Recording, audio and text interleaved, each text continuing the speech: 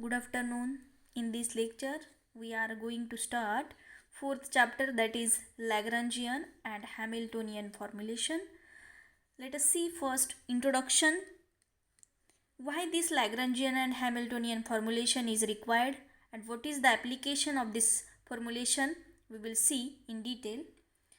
By using this formulation, we can determine the differential equation of motion. Okay, so first we can determine differential equation of motion by using this formulation. Okay, this formulation which is superior than Newtonian mechanics. This formulation is superior than Newtonian mechanics. Okay, why this formulation is superior than Newtonian mechanics? Because this Newtonian mechanics have some limitations. Let us see one by one the limitations of Newtonian mechanics. So first limitation of this Newtonian mechanics is this Newtonian mechanics, I am writing only Newtonian mechanics NM, which is applicable for non-inertial frame of reference. Okay, so this Newtonian mechanics only applicable only for the non-inertial frame of reference where the acceleration is not equal to 0. We have know the inertial and non-inertial frame of reference. The non-inertial frame of reference having the acceleration is 0, not 0, and in inertial frame of reference acceleration of that object is equal to 0. Okay, so these are the non-inertial frame of reference and inertial frame of reference. So this Newtonian mechanics is applicable for non-inertial frame of reference where the acceleration is not equal to 0. So there is a pseudo forces came into picture. Okay, pseudo forces came into picture. Second limitation of this Newtonian mechanics is which is oftenly applied for velocity which is less than velocity of light. Okay, so here the relativistic velocity of the particle came into picture. So relativity came into picture here. Third limitation is if large number of particles. Okay, Newtonian mechanics we will consider only limited particles, that is 1 or 2. Okay, so one number of particles जर असतील, number of particle म्हणजे की सगळं suppose number of particle असतील आणि त्याचं जर आपल्याला मोशन आयडेंटिफाय करायची असेल तर सगळ्याची जर हे पार्टिकलचं इंटरॅक्शन होत असेल, नंबर ऑफ पार्टिकलचं इंटरॅक्शन होत असेल आणि for such interactions we can use law of statistical mechanics. म्हणजे ह्या जर पार्टिकलचं सगळ्याचं इंटरॅक्शन होत असेल तर आपण अशा वेळी काय वापरतो, laws of statistical mechanics. Okay, so for the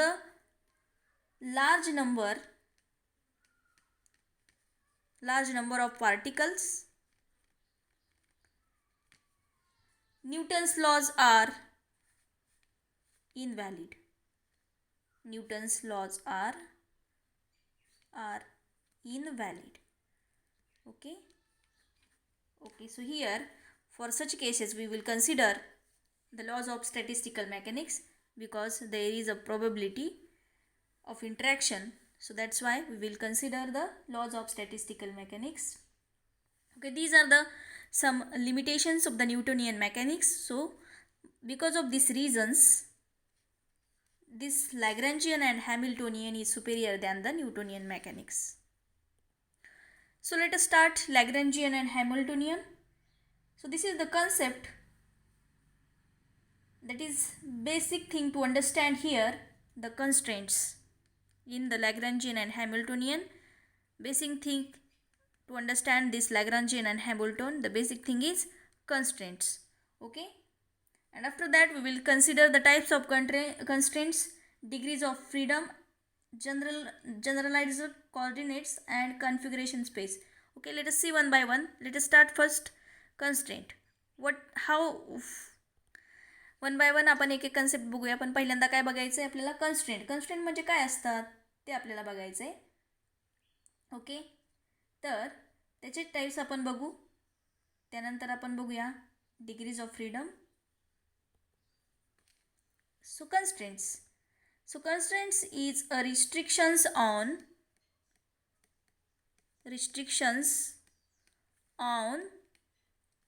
motion of a system.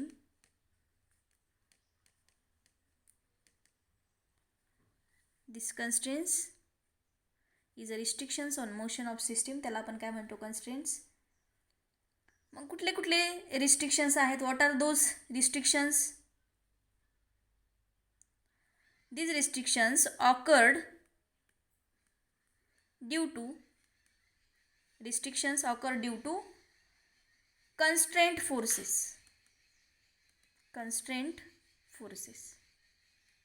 Okay, तर त्याला काय म्हणतो आपण, कंस्ट्रेंट म्हणजे काय, restrictions on motion of system. आणि ते रिस्ट्रिक्शन कशामुळे अकर होतात? Due to the constraint forces. Okay, जर आपण सिम्पल पेंडुलमचं एक्झाम्पल कन्सिडर केलं, आपल्याला माहिती आहे हा सिम्पल पेंडुलम असतो, which is the bob is moving with some velocity. This is the bob having mass m, this is the length, this is the angle theta. Suppose this is the x axis, this is the y axis. Okay, and this is x, this is y, and if we have the constraint equation, that is x square plus y square is equal to l square. Here this is the equation we will got by using this simple pendulum. This is x coordinate, this is y coordinate, and this is the z coordinate. Okay, in such a cases the z coordinate, that is z is equal to 0, because the this bob is moving only this direction. Okay, so such a cases this length is constant. Length कशाची आहे तर त्या बॉबची, या rigid रॉडपासून असणारी बॉबची length आहे ती कशी असते, कॉन्स्टंट असते. ओके, जर कॉन्स्टंट असेल तर जो झेड कोऑर्डिनेट असतो तो काय असतो, 0 असतो, आणि आपल्याला हे इक्वेशन मिळतं. ओके, त्याला आपण म्हणतो कन्स्टंट इक्वेशन. कसली इक्वेशन्स? Constant equation. आणि सपोज रिजिड बॉडी आपण कन्सिडर केली, रिजिड बॉडी कन्सिडर केली तर रिजिड बॉडी म्हणजे कसली बॉडी? जर सपोज 2 ऑब्जेक्ट असतील, 2 पार्टिकल असतील, आणि त्या दोघांमधलं जे डिस्टन्स आहे d, हे काय असतं, it is always remains constant. Distance काय आहे, कॉन्स्टंट आहे, त्याला आपण रिजिड बॉडी म्हणतो. म्हणजे कुठलाही फोर्स, किती फोर्स तुम्ही त्याच्यावरती अप्लाय करा तरी ते डिस्टन्स चेंज होत नाही. ते डिस्टन्स काय असतं, 2 पार्टिकलमधलं काय असतं, कॉन्स्टंट. म्हणजे काय, सपोज ही रिजिड बॉडी आहे आणि हे 2 पार्टिकल आहेत, सपोज एक्स आय आहे आणि एक्स जे आहे, आणि इथं दोघांमधला डिस्टन्स सी आय जे आहे. बरोबर, म्हणजे इक्वेशन आपल्याला इथं काय मिळतं कन्स्टंटचं, x i square minus x j square is equal to c i j square, असं इक्वेशन आपल्याला मिळतं, constant equation of rigid body. तर अशा प्रकारचे आपल्याला इक्वेशन्स मिळतात. फोर्स किती तुम्ही अप्लाय केला तरी ते डिस्टन्स चेंज होत नाही, अशा रिजिड बॉडीचं कन्स्टंट इक्वेशन आपण जर फाइंड केलं तर हे मिळतं आपल्याला. सिम्पल पेंडुलमचं कन्स्टंट इक्वेशन आपण जर बघितलं तर हे असं आहे, त्याला आपण म्हणतो constraint. So restrictions on a motion of system which is called as constraint. So here we will see the types of constraints depending upon the motion of particle. There is a types of constraints. Okay, so depending upon constraint equation, त्याचे type कसे केलेत बघा. Constant इक्वेशनवरनं त्याचे type केलेले. Depending upon the constant equation types are formed. Okay, so here there is a main 2 types of this constraint. One is holonomic constraint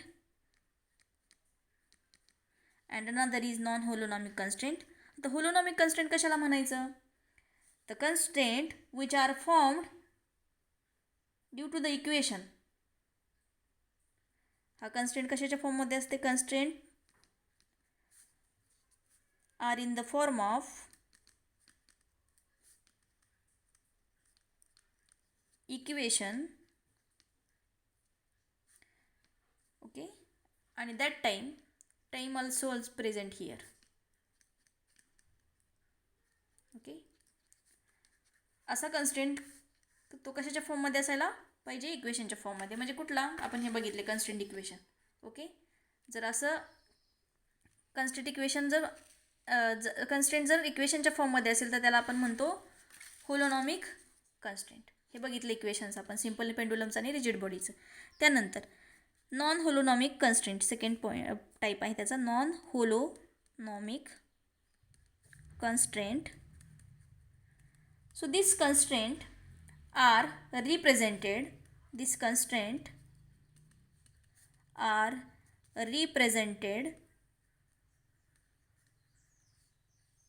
in the form of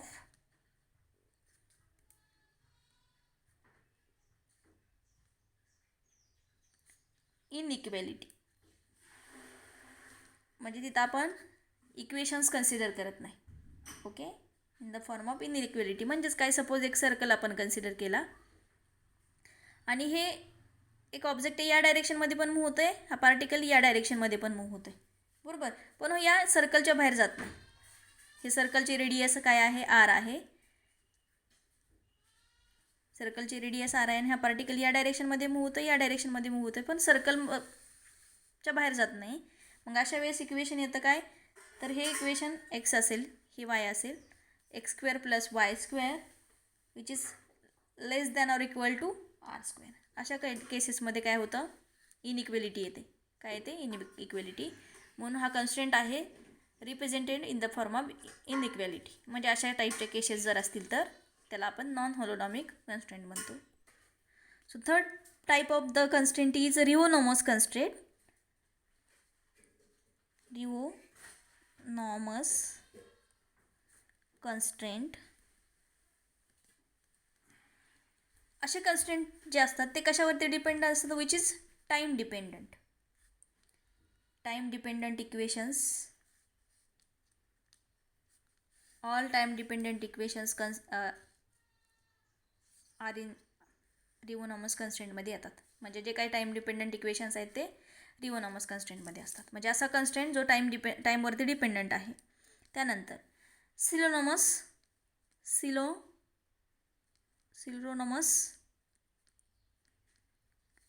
constraint. ते जे असतात ते इक्वेशन असतात time independent असतात. Time independent equations त्याला आपण म्हणतो सिलोनॉमस constraint. So अशा प्रकारचे किती टाईप आहे त्याचे कन्स्ट्रेंटचे, 4 types. There are 4 types of constraints, holonomic, non holonomic, rheonomous constraint and scleronomous constraint. Okay, so these are the 4 types of constraints. Okay, now let us move further and see main point, degrees of freedom. Degree of freedom कशाला म्हणतात, degree of freedom ते आपण बघूया. महत्त्वाचा point आहे degree of freedom. तर त्याची definition आहे डिग्री ऑफ फ्रीडमची. डिग्री ऑफ फ्रीडमची definition, minimum number of independent directions. Independent word खूप महत्त्वाचा आहे. minimum number of independent direction in which particle is moving without violating any constraint imposed on it. Okay, suppose एक rod आहे आणि त्या रॉडवरती काय होतं आहे, या बीड आहेत, ह्या बीड काय होत आहेत, मूव्ह होत आहेत. पण ती बीड आहे ती एकाच डायरेक्शनमध्ये काय होते, मूव्ह होते या रॉडभोवती, बरोबर. Bead is moving on the rod in only one direction. ही जी डायरेक्शन याच डायरेक्शनमध्ये ते बीड काय होतं, मूव्ह होतं. मग अशा वेळेस काय, जर एकाच डायरेक्शनमध्ये जर एकाच इंडिपेंडंट डायरेक्शनमध्ये जर मूव्ह होत असेल हे बीड, तर ते डिग्री ऑफ फ्रीडम किती असतील, किती डायमेन्शन असतील, तर एकच डायमेन्शन असेल. आणि डिग्री ऑफ फ्रीडम किती असेल, 1 डिग्री ऑफ फ्रीडम. म्हणजे बीड एका डायरेक्शनमध्ये मूव्ह होत असेल तर किती डायमेन्शन त्याचं किती आहे, 1 डायमेन्शन आहे, बरोबर. एकाच डायरेक्शनमध्ये 1 डायमेन्शन आहे. 1 डायमेन्शन म्हणजेच किती डिग्री ऑफ फ्रीडम असेल, 1 डिग्री ऑफ फ्रीडम, बरोबर. सपोज 2 पार्टिकल आहेत, इथं हा पार्टिकल आहे, या पण डायरेक्शनमध्ये मूव्ह होतं आहे, या पण डायरेक्शनमध्ये मूव्ह होतं आहे, पण या चौकोनाच्या बाहेर जात नाही. ओके, किती डायरेक्शनमध्ये मूव्ह होतो आहे, तो 2 डायरेक्शनमध्ये. म्हणजे डायमेन्शन किती आहेत, टू डायमेन्शन, म्हणजे डिग्री ऑफ फ्रीडम किती असतील? 2 डिग्री ऑफ फ्रीडम असतील, बरोबर. मग अशा प्रकारे काय होतं, याच्या वेळेस आपण 1n म्हणतो, याला काय म्हणतो आपण 2n, बरोबर. आणि जर पार्टिकल 3 ॲक्सिसमध्ये काय होत असेल, एखादा पार्टिकल 3 ॲक्सिसमध्ये काय होत असेल, 3 डायमेन्शनमध्ये मूव्ह होत असेल, 3 डायरेक्शनमध्ये मूव्ह होत असेल, तर त्याला आपण म्हणतो 3 डिग्री ऑफ फ्रीडम. काय म्हणतो आपण? 3 डिग्री ऑफ फ्रीडम. एक पार्टिकल आहे, एकाच डायरेक्शनमध्ये मूव्ह होतं आहे, एकच डायमेन्शन आहे, म्हणजेच 1 डिग्री ऑफ फ्रीडम आपण त्याला म्हणतो. एक पार्टिकल 2 डायरेक्शनमध्ये मूव्ह होतं आहे, 2 डायमेन्शनमध्ये मूव्ह होतं आहे, म्हणून त्याला आपण 2 डिग्री ऑफ फ्रीडम म्हणजे 2n म्हणतो. एक पार्टिकल 3 डायरेक्शनमध्ये मूव्ह होतं आहे, त्याला आपण म्हणतो 3 डायमेन्शनमध्ये जर मूव्ह होत असेल त्याला आपण 3 डायमेन्शनल म्हणतो. ओके, म्हणजे 3 डिग्री ऑफ फ्रीडम अशा पार्टिकलला म्हणतो आपण, बरोबर. म्हणजेच particle which is moving in 1n 2n 3n. म्हणजे काय, हा एक पार्टिकल आहे 1, हे डायमेन्शन आहे, एका डायमेन्शनमध्ये नंबर ऑफ पार्टिकल्स मूव्ह होत आहेत, 2 डायमेन्शनमध्ये नंबर ऑफ पार्टिकल्स मूव्ह होत आहेत, आणि 3 डायमेन्शनमध्ये नंबर ऑफ पार्टिकल्स मूव्ह होत आहेत. म्हणजे 1 म्हणजे काय आहे, विच इज डायमेन्शन, आणि n म्हणजे काय आहे, नंबर ऑफ पार्टिकल्स. आणि आपण असं डिफाईन करू शकतो degrees of freedom. Okay, so here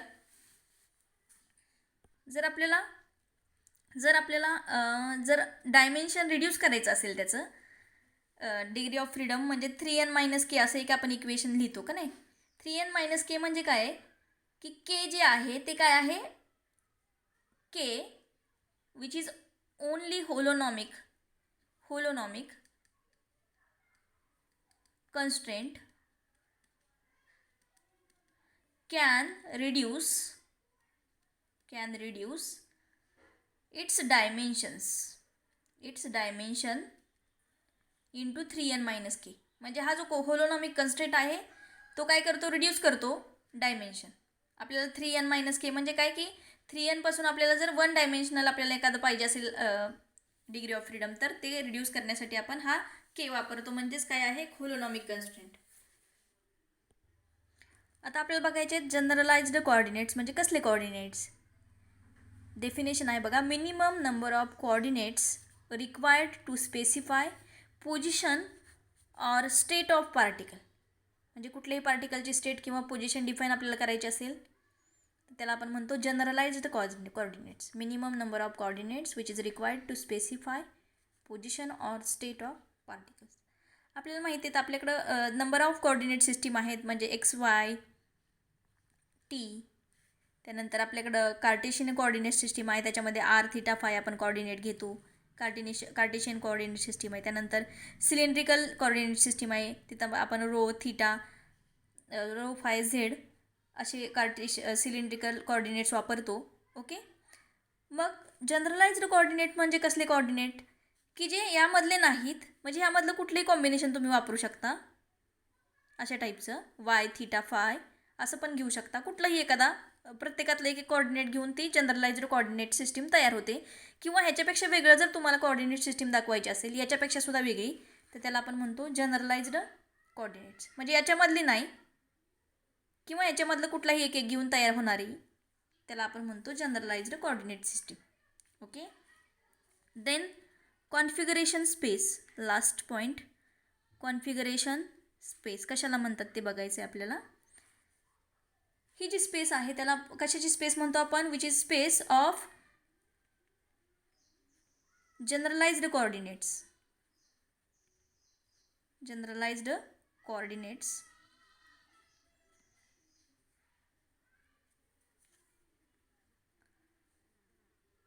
okay, तर ही जी स्पेस आहे त्याला आपण म्हणतो जनरलाइज्ड कोऑर्डिनेट्स, त्याला कॉन्फिगरेशन स्पेस म्हणतो आपण. So this is the introduction related to this chapter. In next lecture we will start new point. Thank you.